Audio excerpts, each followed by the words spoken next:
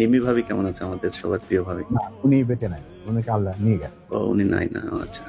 ও হ্যাঁ শুনছি। এবং উনি মারা গেলেন কত বছর, প্রায় 1905 সালে মারা গেছেন। 2005।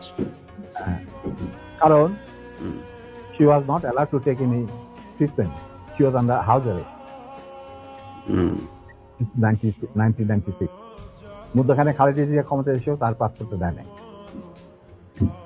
Yes.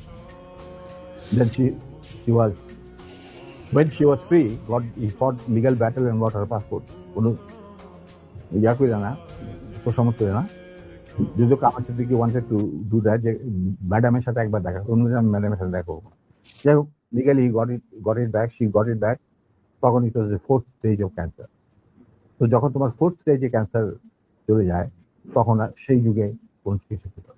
আমি অনেক জ্ঞান নিয়ে গেছি, কিন্তু আমি কিছু করতে পারি।